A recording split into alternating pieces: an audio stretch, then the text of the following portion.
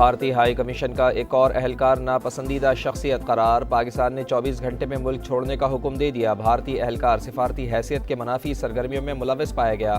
بھارتی ناظم الامور کو دفتر خارجہ طلب کر کے ڈی مارچ کر دیا گیا۔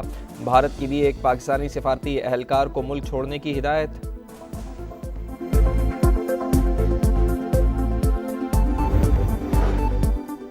پاکستان نے بھارتی وزیر اعظم کے نفرت اور اشتعال انگیز بیانات مسترد کر دیے۔ مودی نے جارحیت کا جواز پیش کرنے کے لیے گمراہ کن بیان دیا۔ بیان غلط معلومات پر مبنی اور سیاسی موقع پرستی کے سوا کچھ نہیں۔ ترجمان دفتر خارجہ کا رد عمل، کہا بین الاقوامی قانون کی بے توقیری کی گئی۔ بھارتی جارحیت سیاسی مقاصد، انسانی حقوق کی خلاف ورزیوں اور اندرونی صورتحال سے توجہ ہٹانے کی کوشش ہے۔ بھارتی جھوٹے بیانیے کو دنیا قبول نہیں کر سکتی۔ دوست ممالک کی سہولت کاری کے نتیجے میں جنگ بندی ہوئی، علاقائی استحکام کے لیے ضروری اقدامات کرنے کے لیے پرعزم ہیں۔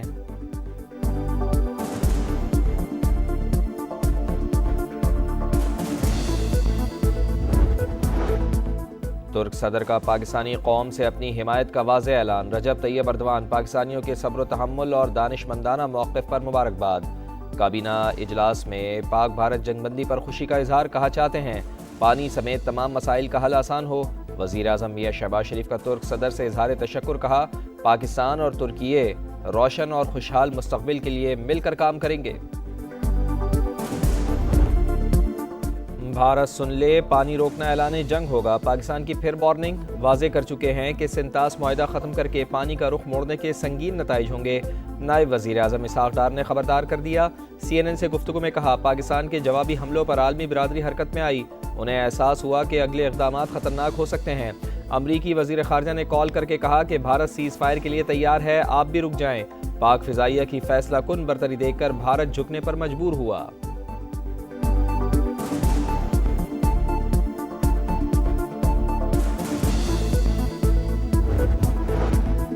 پانی پر سیاست نہیں ہونی چاہیے۔ بھارت کی جانب سے سنتاس معاہدہ معطل کرنے کا معاملہ برطانوی پارلیمنٹ پہنچ گیا۔ ایوان کا سنتاس معاہدہ برقرار رکھنے پر زور۔ رکن پارلیمنٹ جیمز فریتھ کا پاک بھارت کشیدگی پر شدید تشویش کا اظہار، کہا انڈس واٹر ٹریٹی جیسے اہم معاہدوں کا تحفظ ہونا چاہیے۔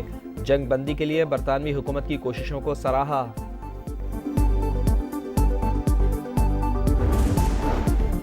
پاکستان اور بھارت کے درمیان جنگ بندی نازک موڑ پر ہے۔ امریکہ میں پاکستانی سفیر کا ترک ٹی وی کو انٹرویو، کہا مسئلہ کشمیر حل کرنے کے لیے امریکہ کو کردار ادا کرنا ہوگا۔ سنتاس معاہدے پر یک طرفہ اقدامات علاقائی استحکام کے لیے خطرہ ہوں گے، کسی بھی جارحیت کا جواب دینے کے لیے تیار ہیں۔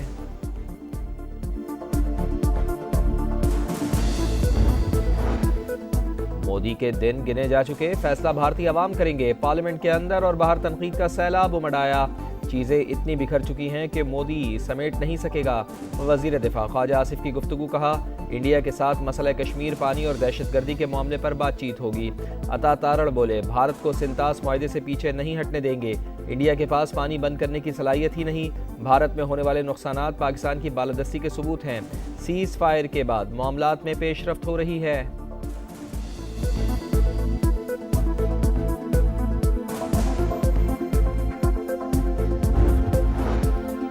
راہ حق میں جانوں کا نذرانہ پیش کرنے والوں کو سلام۔ معرکہ حق میں بے مثال فتح، بہادر جوانوں اور شہریوں کی قربانیوں کا ثمر۔ پاک فضائیہ کے اسکواڈرن لیڈر سمیت 11 جوانوں نے دفاع وطن کے لیے جان دی۔ شہداء میں آرمی کے 6 اور ایئر فورس کے 5 اہلکار شامل، 78 اہلکار زخمی۔ بھارت کے بزدلانہ حملوں میں 7 خواتین اور 15 بچوں سمیت 40 شہریوں نے جام شہادت نوش کیا، 121 زخمی۔ ISPR نے تفصیلات جاری کر دیں۔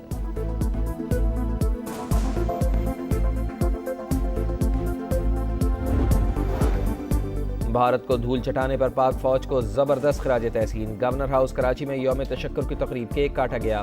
آتش بازی کا شاندار مظاہرہ۔ ملکی دفاع مضبوط ہاتھوں میں ہے، کوئی غلط فہمی میں نہ رہے۔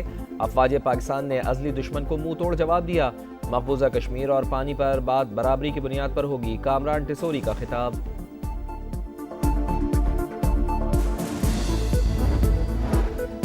رافیل گرتے ہی فرانسیسی کمپنی کا بھی دھڑم تختہ، ساکھ داؤ پر لگ گئی۔ ڈی سالٹ ایویشن کے شیئرز کی مالیت میں مسلسل کمی، مزید 4.7% گر گئی۔ ایک ہفتے کے دوران مارکیٹ ویلیو میں 8% سے زائد کمی ریکارڈ۔ بلومبرگ کا بھارت کے خلاف چینی طیاروں کی افادیت کا اعتراف۔ رپورٹ کے مطابق J10 بنانے والی کمپنی کے شیئرز کی مالیت میں $7.6 ارب اضافہ ہوا۔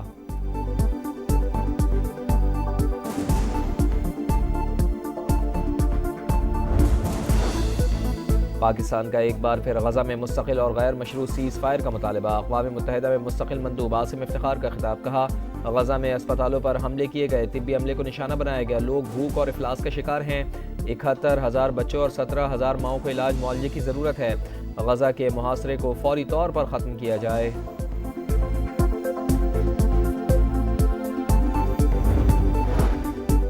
غزہ میں انسانی بحران جنم لے رہا ہے، نسل کشی بند کروائی جائے، یو این ریلیف چیف کی اپیل، کہا 10 ہفتے سے جنگ زدہ علاقوں میں خوراک اور ادویات نہیں پہنچی، امداد کی رسائی میں اسرائیل رکاوٹ ہے۔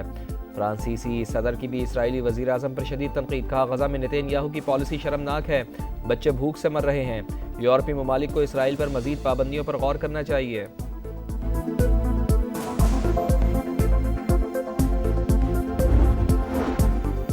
امریکہ اور سعودی عرب میں شراکت داری کا نیا دور، $142 ارب کے دفاعی معاہدے طے، توانائی، دفاع اور تجارت سمیت کئی شعبوں میں معاہدوں پر دستخط، انرجی انویسٹمنٹ فنڈ اور arrow space and defence technology funds قائم کیا جائے گا۔ وائٹ ہاؤس کے مطابق سعودی عرب $4.8 ارب کے بوئنگ طیارے بھی خریدے گا۔ دنیا کے امیر ترین افراد کو ساتھ لایا ہوں، دورے سے امریکہ میں 20 لاکھ نوکریاں پیدا ہوں گی۔ صدر ڈونلڈ ٹرمپ کی محمد بن سلمان سے ملاقات میں گفتگو، امریکی صدر کا پہلا غیر ملکی سرکاری دورہ، سعودی عرب میں والہانہ استقبال، شاہی محل پہنچنے پر فوجی دستوں کی سلامی، گارڈ آف آنر پیش کیا گیا۔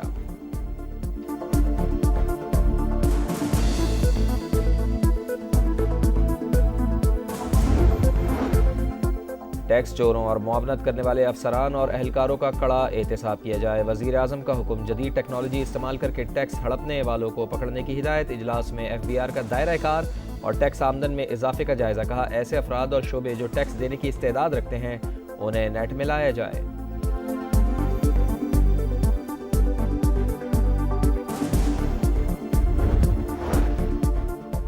بانی پی ٹی آئی کی پرول پر رہائی کے لیے علی امین کی دائر درخواست سماعت کے لیے مقرر۔ اسلام آباد ہائی کورٹ کے قائم مقام چیف جسٹس سرفراز ڈوگر آج سماعت کریں گے۔ موجودہ حالات کے پیش نظر بانی کو پرول پر رہا کرنے کی استدعا۔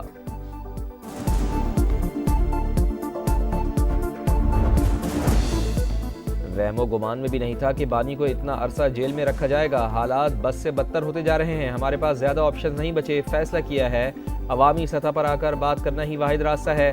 سابق وزیر اعظم کے بیٹوں کی گفتگو، کہا چاہتے ہیں کہ والد کی رہائی سے متعلق پاکستان پر بین الاقوامی دباؤ ہو، امریکی صدر سے مدد کی درخواست کریں گے۔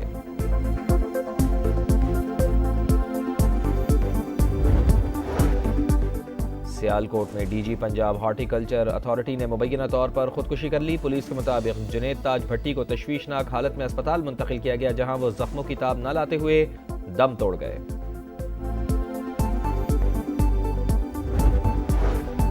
نوشکی میں 4 افراد کا قتل، لاشوں کی شناخت ہو گئی، تعلق پنجاب سے تھا۔ معین اور حذیفہ پاک پتن، عرفان اور عمران علی رحیم یار خان کے رہائشی، مقتولین ٹینکر ڈرائیور تھے۔ 9 اور 10 مئی کی درمیانی شب اغوا کیا گیا تھا۔ اور کرکٹ کا دھمال، رونقیں بحال، پھر ہوگی چوکے اور چھکوں کی بھرمار۔ پی ایس ایل کے بقیہ میچز 17 سے 25 مئی تک ہوں گے۔ گروپ میچز راولپنڈی، کوالیفائر، ایلیمنیٹر اور فائنل لاہور میں شیڈیول متحد ہیں۔ کرکٹ اسپرٹ کا جشن منائیں گے۔ Chairman P C B Mohsin Naqvi پرعزم، 6 ٹیمیں خطرہ 0 لکھ کر بھارت کو ٹرول کر گئے۔